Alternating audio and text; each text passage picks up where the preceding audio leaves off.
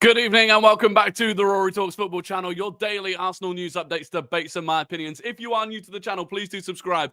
We're like 12 away from 12,900. So if you could do that, I'd be grateful. Smash the like button as well. And look, apologies, by the way, for the inconsistent streams lately. I've just had a really sore throat that I was annoyed with and couldn't get over. And look, we're back. We're back. And new microphone, new camera. So, we're upgrading. Black Friday deals came in clutch. Obviously, a disappointing weekend.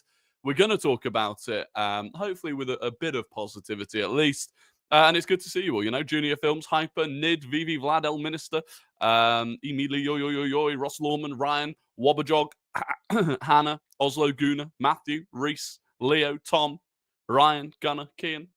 It is good to see you all. I'm live. I usually watch the replays. You'll love to see it. And anyone that is watching this on a replay, I appreciate you as well. If you can't make it to the lives, I do appreciate you watching it back. Yeah, frustrating weekend. Very frustrating weekend. A lot of head loss today on social media. A lot of fans throwing in the towel again. I think we're too emotional as a fan base at times. I think, you listen to what Declan Rice said after the Man United game about it not, just being in and around the mix come sort of February time. And after that United game, suddenly, and Liverpool dropping points, suddenly Arsenal fans are, massively invested again, and we're going to catch Liverpool, and then one result later, suddenly it's back to, head loss and all the rest of it. So, I do feel like we just have to relax at times, and especially after a game like the one at the weekend where I felt like we weren't that bad. Why are you bare white, Brev? Well, I was born this way. I don't know. My parents are white. Games like these can happen. We go again next week. No, to be fair, I do look paler though, Smithy. I think I need to adjust the settings or something because I do. Yeah, I don't know. Social media is a poison chalice. Yeah, it is. It is. Can you really see us making up ground on Liverpool? Yes, I can. I mean, your camera. Yeah, I probably just need to change some of the contrast settings or something, to be fair. Camera makes you look different. I think it's just better quality, I think. Our injury crisis is so bad that even Rory can't do streams. I apologize. To be fair as well, I say we're back. I'm not here on Wednesday because I'm out of the Monaco game. I'm not here on Thursday because I've got to go to a Christmas dinner. So we are back. As much as we can be. I am now that I've got the new camera and I've got the new mic, I'm determined to start making some more actual videos on YouTube as well. But we'll try and do that. You look like a ghost. Well, I felt like a ghost when the VAR check happened yesterday. I felt like a ghost. I felt sick. Partey, Jorginho, and Trossard are good in their positions, but they're slower, less fluid style players. We can have one, maybe two, but never all three of them in the starting 11. Let's get into it. Let's get into it. I think, yeah. Look, I think. Oh, how do I get rid of that? That's covering my face now, isn't it? That's not a good idea. That's not a good idea. What if I do that? No, it's still in the way of my face, isn't it? How do we just not have that on the screen now? Like that. There we go. Look at this. Look at the state of this. We need to sign a left winger in January, otherwise don't even think of a title. Yeah, look.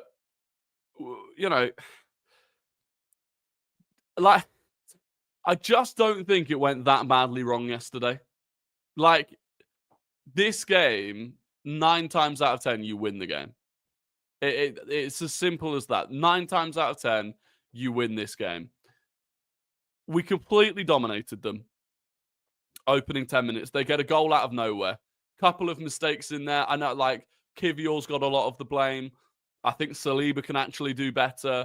I think both Saliba and Raya get caught out by how early Jimenez takes the shot. If you watch it back, Jimenez takes the shot early. Raya hasn't set himself, which means actually as the strike is made, neither of Raya's feet are on the ground, which makes him delayed to the dive. And Saliba doesn't go to put the block in, which I think he could have done. So I think they both got caught out by the early shot. Kivior in general just got caught out by Jimenez's run. It was a poor goal to concede, but we'd offered them nothing up until that point. And then I thought we responded quite well. I thought, away at Newcastle, we went 1-0 down and we didn't respond. We went 1-0 down at Newcastle and it felt like the team just went, that's that done. We're not going to get back into this. Against Fulham, it didn't feel like that. The team carried on exactly in the way that we had started the game. It was good. We were unfortunate a couple of times. Thomas Partey should have scored free header. Get to half-time. Didn't make any changes, which I thought maybe I would have made a couple of changes at half-time. Certainly, Jurriën Timber to right back would have been something I would have done. But we get the goal early in the second half. 52 minutes in. We equalise. We had the whole of the second half to try and win. And you can't say that we did enough. I think we did do enough. And ultimately, it was just... It wasn't enough, and another day it would be. Martinelli's offside when we score that one. It's a mistake. I think he's been overly criticised today. But it was what it was. You know what? Sometimes you just don't win those games for whatever reason. And look, there are question marks over our open play chance creation. Of the 2 XG that we created, I think about 0.3 of it was from open play, which probably isn't good enough. But even still, if we're not creating chances from open play, we're still in the positions where we're winning set pieces, and we know how dangerous we are from those set pieces. So it kind of was what it was. In terms of the lineup, like I said, this wouldn't have been my lineup, even with Zinchenko out injured, which, we have to start talking about these problems. When was the last time Zinchenko started multiple games in a row? I couldn't tell you. It's such a problem. Tomiyasu has disappeared. He's not even in the country. But I didn't feel like, Gabriel and Calafiori, it's unfortunate. I think both of them are very, very close to a return. This, for me, was the mistake. Thomas Partey at right back, for me, was the mistake. For me, Jurriën Timber has been so good at right back. I would have kept him there. I would have kept Jurriën Timber at right back. I would have kept Thomas Partey in midfield instead of Jorginho. And I'd have figured out the left-back situation in whatever other way, instead of changing it all around. Nid, thank you very, very much for being a member for 4 months. More of a hopeful fan here, but sadly don't see us chasing Liverpool down. We should rather aim for the UCL, FA Cup and Carabao in the least. I agree to an extent. I do agree to an extent. Nid, thank you very, very much, though, for being a member for 4 months. I really do appreciate that support on the channel. Like I said, I would have started Timber at right back, Partey in midfield. And in terms of who we could have played at left back, by the way, Kieran Tierney was on the bench. Now, maybe he's not ready to play. Maybe Arteta doesn't trust him. But Arteta always says that the players that he has on the bench, he trusts to start the game. He said, if you're fit enough for the bench, you're fit enough to start. He says it all the time. Miles Lewis-Skelly. Again, yes, he's not a traditional left back. Yes, he's young. Could he not have started? Now, in Miles Lewis-Skelly's... By the way, I found out why. A few people had asked previously why it was that Miles Lewis-Skelly seemed to be in and out of the squad. He was dealing with illness, which seems to be going around a lot of young players at the moment. Mikey Moore at Spurs has a similar thing. Phil Foden's out with another illness. But yeah, Miles Lewis-Skelly, it was illness. Maybe he's not ready to start. But again, how bad could they have been realistically? And for me, and the one that I thought about even was Mikel Merino. Could Mikel Merino have started at left back and moved into midfield? Maybe. If the worry was about Adama Traore ended up playing on the left-hand side and was up against Thomas Partey and did nothing anyway because Fulham didn't attack us. So I feel like we could have even played Mikel Merino at left back. It would have been a bit like when we used to put Granit Xhaka there, but it can work at times. Devin, thank you very, very much for being a member for 8 months. Massive support from Devin. I think people are really overreacting. The league isn't over trusting our players and trusting Arteta. I agree. And look, I do understand the frustration. To an extent, I understand the frustration because we put ourselves in a corner where we did almost have to be perfect. And like dropping points here, if we were on a similar number of points to Liverpool and we drop points here, wouldn't be too bad. You'd go, do you know what? A team that are in good form in Fulham, who have played well this season, a tricky away day. You know, we did enough to win the game, but it just didn't quite work out. Fair enough. Because of the position we put ourselves in, where it feels like we just cannot afford to drop points, I feel like it's gone down worse. Blackgate, thank you very, very much for the 70. What? We've been away for too long. I forgot what the money is again. What's ZAR? Is that South African? Is that the South African rand? Do you think we have any effect on signings? I know I am extremely attached to some of these players, Martinelli being one. However, I know they say you must be ruthless to win titles. Do we need a left winger? First of all, thank you very, very much for the money. Blackgate, I really do appreciate that. Yes, I think we do need to be more ruthless. And I think, do you know what? There are players that I'm looking at. I mean, Gabriel Jesus is borderline.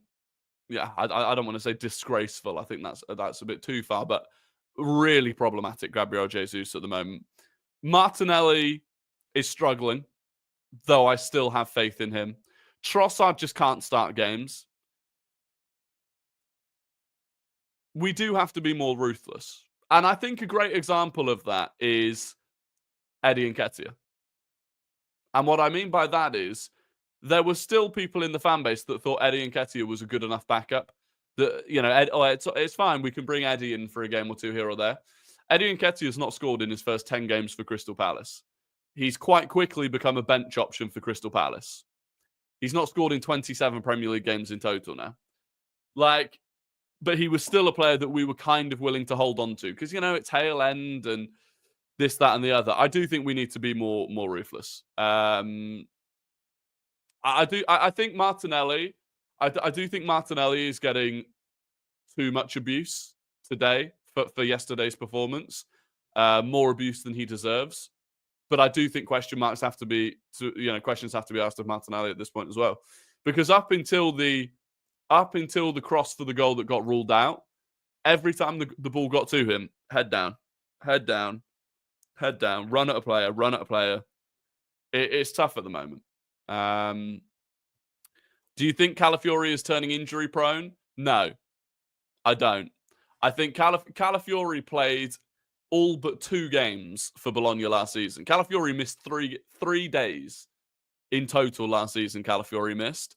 I think Calafiori is feeling the effect of moving to a more intense league, playing at left back, which is a far more physical role than playing at centre back, and playing twice a week.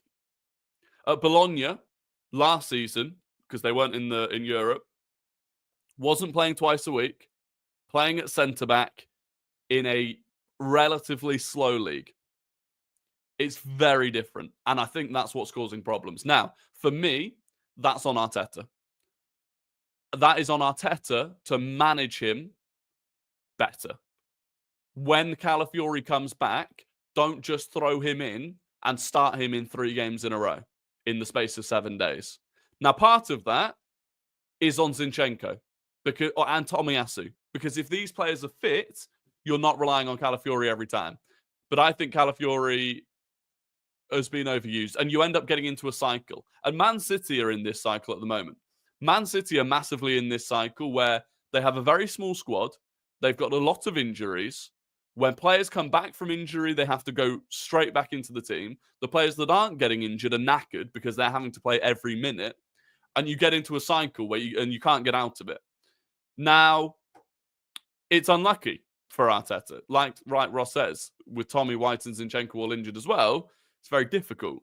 I don't know what he said about Calafiori, but he was almost definitely wrong, as he normally is.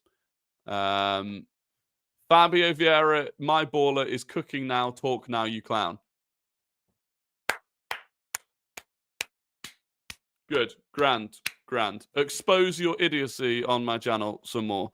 Fabio Vieira is back to looking good in the league that he looked good in before, because the league is a lower level. He's played as a 10 for Porto, where he doesn't have to do much defensive work, and so he looks decent. Well done. When we signed him, he looked good for Porto, and then we saw what he was like in the Premier League. Like, fucking hell. Wait, I thought City had depth. Rodri being out means no depth. They have a small squad. Man City do have a small squad. Arsenal do as well. But relatively speaking, you look at Man City, they do have a small squad. Now, Pep Guardiola also refuses to use a lot of the youth players, which again doesn't help them either. I think Pep and Arteta have a similar problem in terms of small squads and not trusting young players enough. I also wanted to ask if you think impactful signings will be made in January.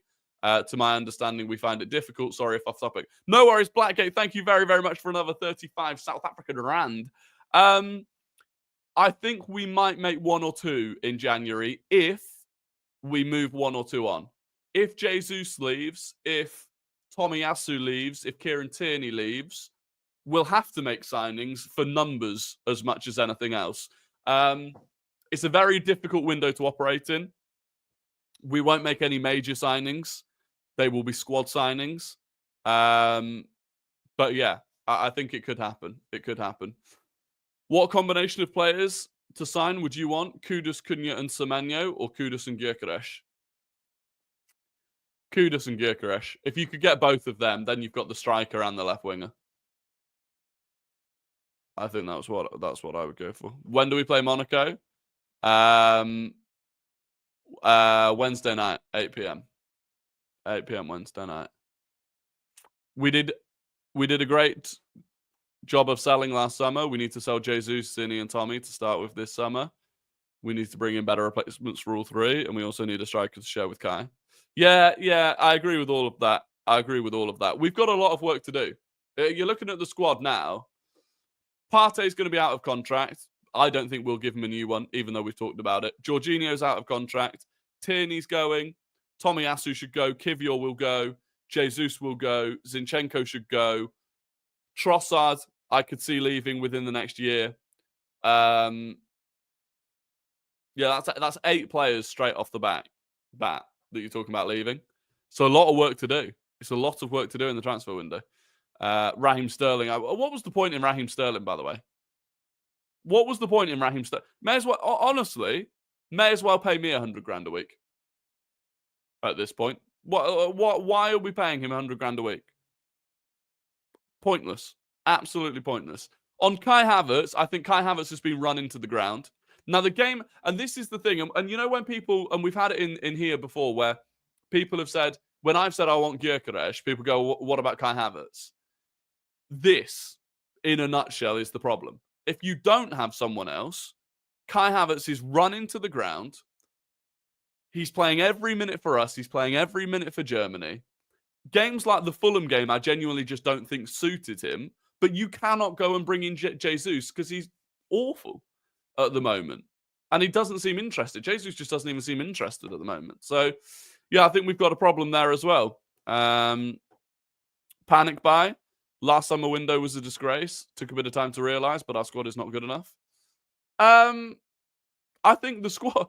It's tough. When the squad is fit, I genuinely do think it's good. I mean, you look at this game, right? You look at this game, and this is where I do genuinely believe, I didn't mean to do that, that we are not getting unlucky, that's the wrong word, but you look at this domination of Fulham, where realistically they created a half chance all game. All they created was a half chance. We did dominate them. We completely controlled the game. Now, if you look at that relative to other games that they've played, they beat Brighton, decent team, created treble 4 times as much as they created against us. Fuck's sake, you doing that. Against Spurs, they created, look at that. 50-50 possession, 1.58 XG against Spurs. Who else did they play? Even against City. When did they play City? Have they not played City yet? Yeah, even when they lost to City, look. Against City, at City, 2.6 XG. Like, I feel like it's just, we're dominating games. We just need more in the final third. Hyper, a member for 8 months, absolute legend, Hyper. Thank you very, very much. Can confirm Rory is still a legend despite his abhorrent streaming schedule. Good to have you back. Smash the like button, you frauds. Oh yeah, if you could click the like button, by the way, I would be incredibly grateful. I would be very grateful if you could click the like button. 100 people, only 23 likes. You absolute Martinellis. Smash the like button. I appreciate it. But yeah, so I do think we got unlucky. I do. I think we got unlucky. It is what it is. For me, and there's a big problem at the moment, right, with not knowing what to do with our left and right back. And I put a tweet out today, right? When we have this season, when we have had both Timber and Calafiori starting, we've won 83% of our games. We won 5 out of 6, and the one that we didn't win was the game away at Man City. When Timber starts at right back, and anyone starts at left back, but Timber starts at right back, 87.5% win rate. Won 7 out of 8. The only one that we didn't win away at City. When just Calafiori starts at left back and someone other than Timber starts at right back, 80% win rate. Right? So all of these combinations where at least one of Calafiori or Timber is starting in their correct position, at least 80% win rate. When neither of them start, when we have neither Timber at right back or Calafiori at left back, 30% win rate. That's crazy. Like the drop off when we have neither of them. And it's all, in my opinion, to do with width. It's all to do with width. Partey at right back doesn't hold width, doesn't overlap Saka, moves inside in here. So when Partey's at right back on that side, the only wide player we have is Saka. We don't have any support. When we don't have a left-footed player either at left back or left central midfield, everything comes more narrow. Because every single one of these 3 players, and whether this is Trossard or Martinelli, gets the ball on their right foot, cuts inside, narrows the width. Instead of getting the ball out to a Calafiori, who might play it down here to Trossard, it comes to Timber, who's got to play it like this. That is the biggest problem that we have. And we come up against a team like Fulham, who basically out of possession when we were in their half, set up in a 5-4-1. Iwobi basically was dropping to right wing back. 5-4-1, squeezed everything into the middle of the pitch, and we played into that. Fulham wanted everything in the middle of the pitch. And at both right and left back, we pushed everything into the middle of the pitch. And I do think that was a mistake from Mikel Arteta, but it was also enforced by the fact that we had 5 injured defenders. Is Tierney going to be a thing again? No, I don't think. I mean, you have to assume that Kieran Tierney, if he was genuinely fit, would have started yesterday as an actual left back. Sorry if this sounds hyperbolic, but what is the point of going on our end of season runs if we shoot ourselves in the foot in fixtures like these, leaving our destiny in others' hands again? Yeah, it's tough. It's tough. I feel like we've had a lot go against us, and it's not. It is excuses. It's context. I do feel like we've been unfortunate this season with the red cards, with the injuries, and even with games like yesterday where there's no red cards. I mean, there are a lot of injuries. There's no red cards or anything, but you just don't get the rub of the green. And another day, Jimenez doesn't take that one chance that they have. Partey scores his header. Martinelli's half a yard onside. Gabriel Jesus watches the ball come over his shoulder and actually attempts to play it rather than just watching it go to the keeper. It is what it is. It's incredibly frustrating. And I think we sit here as a fan base and we try and rationalize it and we try and blame this person and that person. Like I said, the amount of abuse that Martinelli's been getting today, he didn't have a great performance when he came on. But actually, and the offside is silly. It is a silly thing to do because Calvin Bassey sees it. Calvin Bassey steps up and Martinelli doesn't clock it, right? It's a silly mistake. One silly mistake. If Every other thing that he does once he receives the ball isn't perfect, because he does the perfect thing with the ball once he's got it. He makes the right run, puts in the perfect cross, and we score the goal. If any of that part doesn't happen, if he cuts inside, plays across, and it goes just over Saka's head, or if he runs to the byline and wins us a corner, or whatever happens, if the ball hadn't actually ended up in the back of the net and then been ruled out for offside, no one would massively be criticising Martinelli today. They might be, criticising the fact that Trossard started and offered very little. Might be criticising the fact that Havertz offered very little. But you wouldn't be criticising Martinelli much. Set piece again, ole. Listen, if we can combine our ability at set pieces with going back to being a good footballing side, I think we'll be fine. I do think we'll be fine. I'm sorry, but it's not because we are unfortunate. It's because we are overconfident and careless in the TW it's showing now. Does that mean transfer window? I just disagree. I disagree. Fundamentally. I think we have been unfortunate. I don't know how you look at it in a way that we haven't been unfortunate. We've been unfortunate with injuries. We've been unfortunate with those red cards. Like, that is misfortune. Yes, you can still do more. Absolutely, we could have done more. But I do think we're missing that left 8 that will get into the box. Well, I don't know why Marino isn't doing it. Again, yesterday, even if this was the back 4, fine. Put Rice at 6 and Marino at 8. You know? Another thing that I didn't understand. That's wrong. See, that's wrong. That's where we haven't been unfortunate for 20 years. For a significant period of that 20 years, we were bad. We are no longer bad. Like, we didn't used to dominate games like this. We didn't used to go, what is it now? 570 days or whatever it is since we lost against one of the traditional big 6. Like, we are actually a very good side now. We are capable of winning every trophy. It just needs to all come together. But we've not, 5 years ago, we sucked. 10 years ago, we were not good. Now we are. It's frustrating that it's not all coming together, but we're conceding way more goals than the end of last season. Yeah, but again, like, part of that is just misfortune. Like, if you concede as little as we conceded in terms of chances against Fulham, you wouldn't normally concede a goal. In fact, someone pointed this out. Someone pointed this out, right? The goals that we have conceded, the last few goals that we have conceded, right?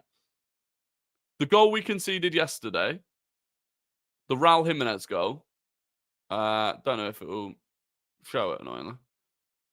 Does it show it? If I do that. Yeah. The goal that we conceded yesterday, 0.04 XG. 4% of the time would that go in, right? And that was basically the only chance that we conceded. The game before that, the 2 goals we conceded before that were against West Ham, right? That goal, 0.09 XG. That goal, okay, that one was 0.41 XG. Sporting, the goal that we conceded against Sporting. I don't even know where it is. Where is it? Second half. This one, 0.05 XG. Chance of conceding that one. There are 2 more before that. I can't be bothered to go and find them because it's just long-winded doing it. But the point is, we're conceding an awful lot of goals that you just wouldn't expect to normally concede. And that just happens to be the run that we're in at the moment. It's frustrating. It is frustrating. And like, again, people try too hard to put a reason to it. Sometimes it just goes like this. Sometimes it just goes this way. And we're in that moment at the moment. But I think people are overreacting to it. I do think people are overreacting to it. Rory, why are you touting misfortune when all teams suffer misfortune? It's not a variable exclusive to Arsenal. I didn't say it was. Why don't we talk about the variables we can control? We've just spent half an hour talking about the variables that we could control. We just spent half an hour talking about that. And I'm not saying that other teams aren't affected by this. But the reality is, you've got teams like, Newcastle against Liverpool in the week. Newcastle missed 2 absolute... They scored 3. Again, Newcastle scored 3 against Liverpool, and Gordon missed a one-on-one, and Jacob Murphy missed a one-on-one. Like, I promise you, and you can disagree with me. You can disagree with me. You can go and watch other people that are going to sit there and scream and yell and tell you that we need to sack everyone and no one's good enough and Mikel Arteta needs to go and, you know, every player under the sun just sucks and Saliba's going to go to Real Madrid and all that stuff. Go and watch someone else if that's who you want to listen to. I promise you, the tide will turn. I promise you, you don't play like this against teams and drop this many points over a long period of time. I promise you. It's just mathematically, statistically, it's just not how it works. Neuer probably retiring end of the season, broken rib. Damn. Was that from the thing that he got? Did he break his rib when he got sent off? To be fair, luck is a factor in title races. I mean, I think we were lucky for 30 games in 22-23. Yeah, luck, people don't like to admit that luck plays a part, but it 100% does play a part. Like, luck absolutely plays a part. Down to the smallest details. Heung-min Son scores that 1v1 against Ortega against Man City last season. We win the Premier League. Like, that is how, you know, lucky or down to luck it can be. It's just how it is. It is just how it is. Villa missed 2 clear chances and Brighton missed an open net versus us. It's not only us that's unlucky. Our firepower isn't as good, in my opinion.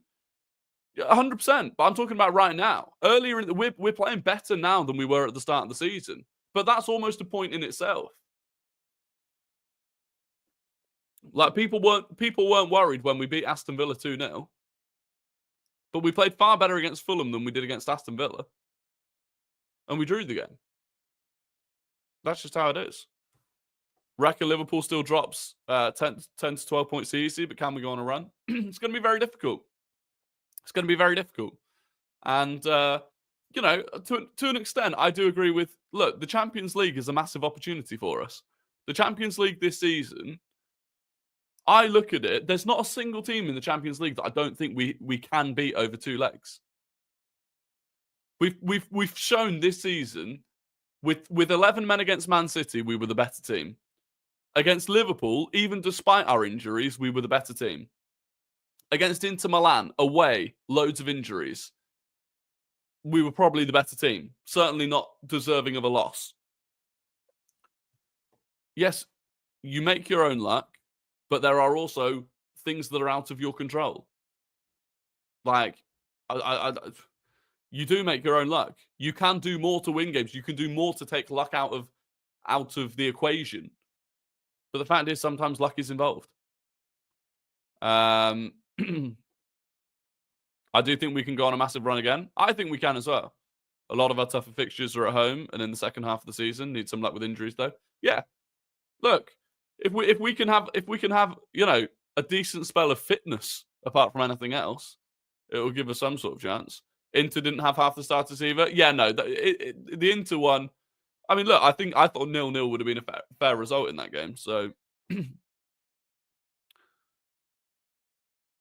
I just feel I don't know. Everyone else is negative. It's, you know, what can you do? What can you do? I'm a positive person. I've seen where Arsenal have been.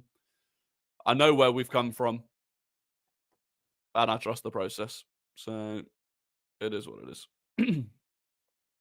Did you see that the 115 hearing is concluded and the result will come in a few months? Yeah. Bit worried about next summer transfer window. We potentially need a new centre-back, maybe a new left-back, new CDM, new centre-mid, new right wing, new striker, new left wing. If Trossard, Kivior, Zini, Partey, Jorginho, Jesus goes, that is worrying. Yeah, I agree. It is a bit daunting. It is a bit daunting. The amount of work that we need to do. But look, we can do it. I do think we can do it. The fan base is fuming right now. I hope we change it around. Yeah, but it makes it difficult to, you know, it makes it difficult to make content, to be honest, because, or not to make content so much. On here, it's fine, but I just feel like Twitter is just relentlessly toxic. I'll tell you what I'm sick to death of. I'm sick to death of these people that talk about having high standards. And then you click on their profile and you go, well, why don't you have high standards about your own life? Do you know what I mean? These people, I've got standards. My standards are high. And if you don't want Arteta out, your standards aren't high enough. Mate, apply those standards to your own life, you know? Move out. Get a proper job. The people around social media are the more fuming people. Yeah, 100%. 100%. For me, the transfer window was good. Should have been better. We replaced Rambo, Cedric, El Neni, Smith Rowe, and Ketia with Neto, Calafiori, Marino, Waneri, and Sterling. Upgraded those players, excluding the loan signings. I agree. The one big one I do think that we can look back and say we definitely... The big issue was Sterling has had zero impact on this season. And so, therefore, we all went into the summer window thinking we needed at least a striker or left winger, preferably both a striker and a left winger, and back up for Saka. And that is frustrating because that has come to fruition. Like, we have reached the point where we definitely do need those players, and we don't have them. And Sterling just was a waste, a complete waste. I don't want Arteta to get sacked, even if this season is unsuccessful. People don't understand the grass isn't always greener. Man United, Tottenham, Chelsea to an extent. How much more proof do you need that just going through manager after manager after manager doesn't change things? Which striker, left wing, right wing is realistic to go for in the January transfer window? I really don't know if any. Do you know what? I don't like the idea of it. I don't like the idea of it. But Evan Ferguson on loan is one of the few potential realistic options. Because I don't think you're going to make a major signing. You're not signing an Isak. You're not signing a Gyökeres. You're not signing a Kudus. You're not signing a Rafa Leao. You're not signing a Kvaratskhelia. You're not signing a... maybe the only one, maybe Semenyo. Maybe Semenyo. But again, I just don't know if Bournemouth would do it when they're looking at potentially competing for Europe now this year. There's if we go back to this, if we look at the table, there's a genuine fight on for Europe here, right? Now, fifth place, by the way, may well be a Champions League spot. And you're looking at Forest, Brighton, Bournemouth, Brentford, Fulham. They're all going to be up here competing for it. And then the Europa League and the Conference League. So, yeah, I think it's interesting. Evan Ferguson. Evan Ferguson's not good enough. I said I don't want it. You asked me for realistic signings. Realistic forward signings. I'm telling you that one is more realistic than most. Benjamin Sesko, not going to happen. You're not going to do a lot in January. You're not going to do a lot in January. I think we'll go for Sesko again next summer. I don't think we'll go for him in January. He's having a poor season anyway. Why Kudus feels like he doesn't like Lopetegui? Because Lopetegui will be gone. Lopetegui will be gone. Omar Marmoush looks good. Yeah, possibly. I mean, but again, is he going to move in January or does he see out the season? It's tough. We saw it. Last January we made no signings. The January before that, we got Kivior, we got Jorginho, and we got Trossard. It's very expensive. Very expensive. Do you want to see the lineups for the West Ham Wolves game? This, by the way, is El Sakiko. This is El Sakiko. Fabianski, Wan-Bissaka, Mavropanos, Kilman, and Emerson, Alvarez, Souček, Bowen, Soler, Kudus, and Somerville. Obviously, thoughts are with Mikel Antonio. And for Wolves, Doherty, Semedo, Bueno, and oh my God. That defense, West Ham are going to win. West Ham are going to win. What is this team? What is this team? This doesn't even make sense. I don't think this will be the lineup. What the fuck is Andre doing out here? Andre's a defensive midfielder. He's not going to be playing at right wing. I reckon it'll be Andre. I think Andre will be at centre back and Semedo will be at right wing. I reckon. Because it's wing backs, right? So it's wing backs. This is wrong. This is going to be Semedo at right wing back, Andre at centre back, Gomez at centre back, Bueno at centre back, and Aït-Nouri.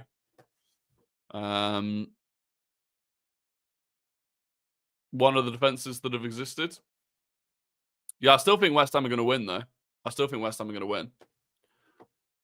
I do. First live in ages, but going back to the start. No worries, Fat Tony. I appreciate you. I would terminate the Sterling loan and get Osimhen on loan. I mean, Osimhen is one that could happen potentially. The constant posts about Arteta 6 years and Maresca 6 months is just a joke. It's like they've forgotten the near 2 billion in the last 3 years. It's the same. It's the people that go, oh, what phase is Maresca in?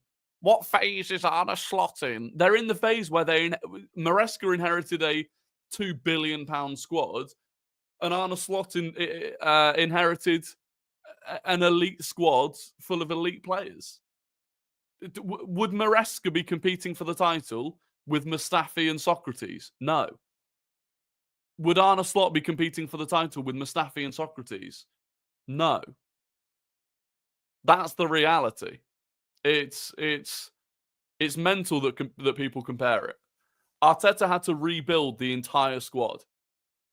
Neither of those two did. That's the difference. Watch West Ham Wolves or finish Doom 2016. Both.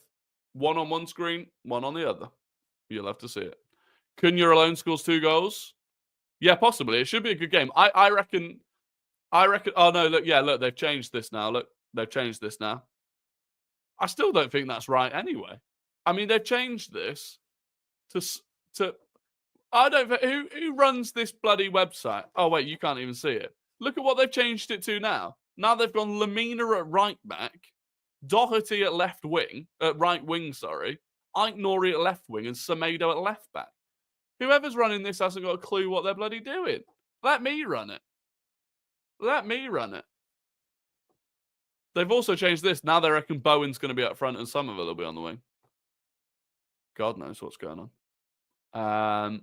Off topic, but the table is crazy right now. Forest, Villa, Brighton, Bournemouth, Brentford, Fulham in the top 10. Could have been the Championship a few years ago. Yeah, it is crazy. It is absolutely crazy. I think it's great. And one thing, one thing people underestimate, and why I think Liverpool will drop more points, the quality of the Premier League right now is unbelievable. The level in the Premier League at the moment is so strong. You're looking at teams like Brighton, Bournemouth, Fulham, Brentford. These are good teams. These are good teams that in Europe, I think, would compete.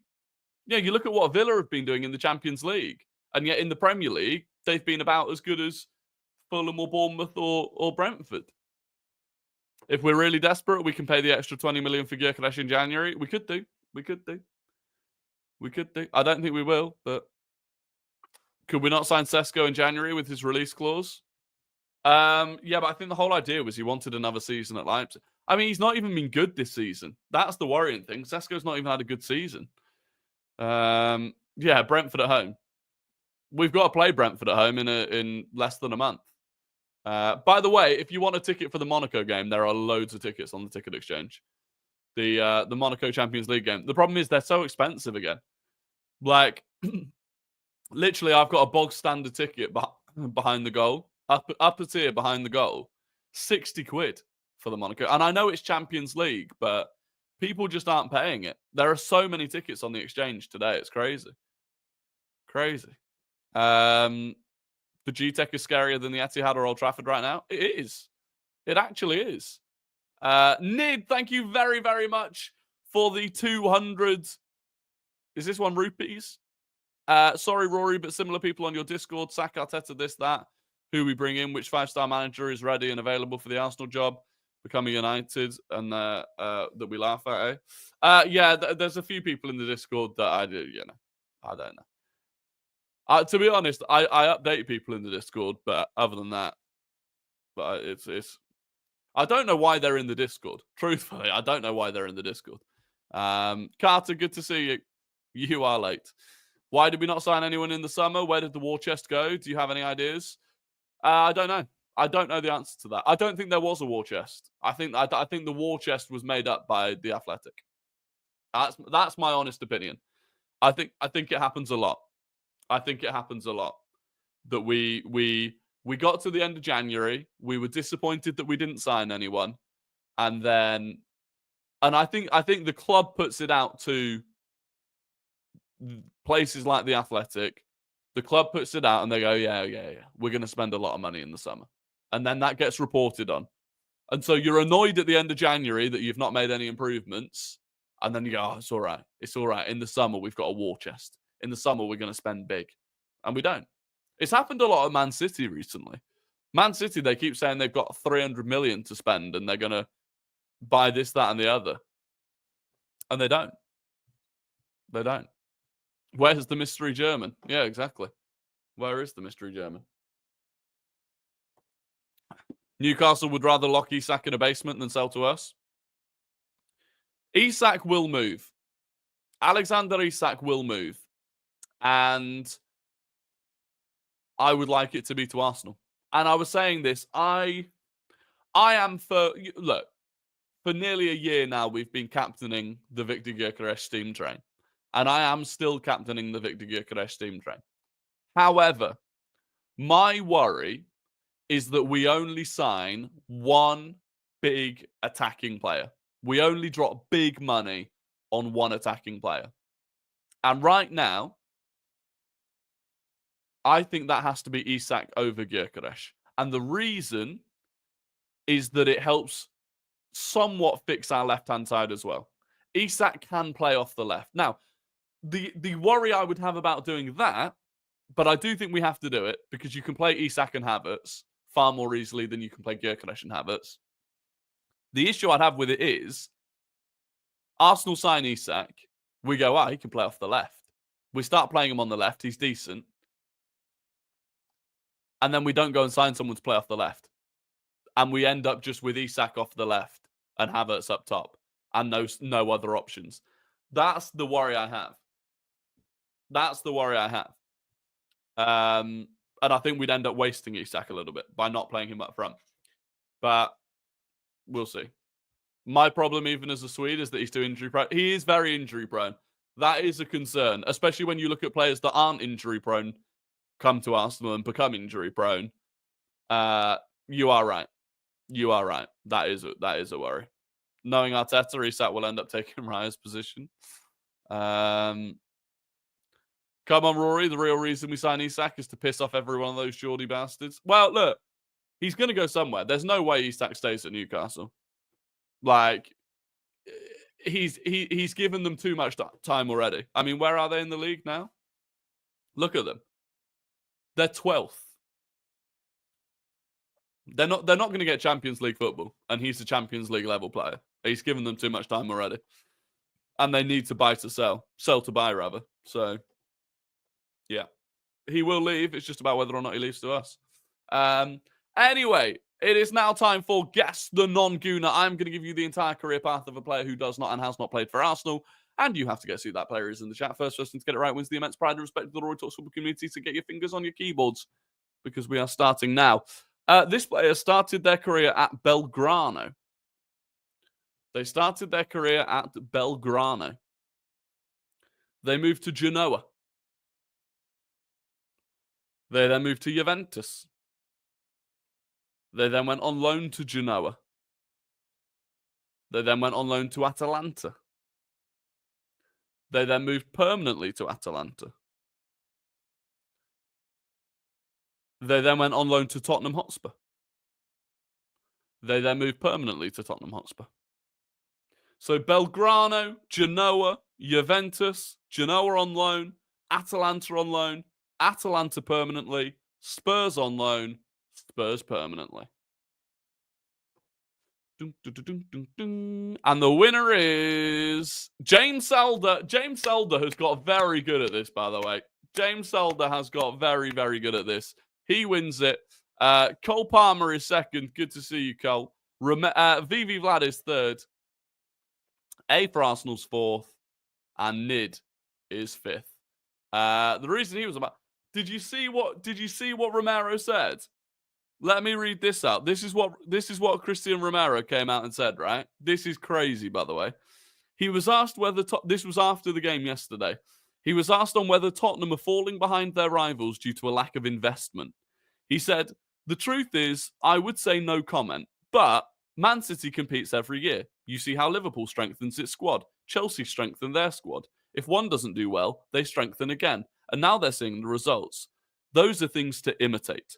The last few years, it's always the same people responsible at Tottenham. Hopefully, the Tottenham hierarchy realise who the true responsible ones are, and we move forward because it's a beautiful club that, with the structure it has, could easily be competing for the title every year." Crazy. He's basically said there's a bunch of players at Spurs that aren't good enough, but they're not moved on because the club don't want to spend money. Imagine an Arsenal player coming out and saying that. Absolutely crazy. Off topic, but I want to see Simeone in the Premier League one day. What team will suit him the best, in your opinion? Will West Ham be a good destination? I think he's too good for a West Ham. A Spurs could happen. Ange Postecoglou, by the way. Tottenham are looking for another manager. Publicly, they're not looking for another manager, but behind closed doors, Tottenham are sniffing around. So he's one of those, to be fair. Absolutely shambolic this season. Yeah, he has been. That's the thing. Romero's been crap this season. Rory, weird scenario. An Arsenal versus Monaco ticket appeared on my phone. I didn't buy it. My brother didn't because he has before, and he said no. So how's it there then? Did you enter the ballot? Did you enter the ballot? Cheeky bid for Kulu in January. Maybe stir the waters. Could do a job. I'd take Kulusevski, to be fair. I don't give a shit that he's a Spurs player. I'd take him. Good player. I don't know then, Smithy. You've got a Christmas present from Arsenal. Congratulations. Anyway, look, that is going to be the end of the stream. I appreciate you all for joining. I'll be live on...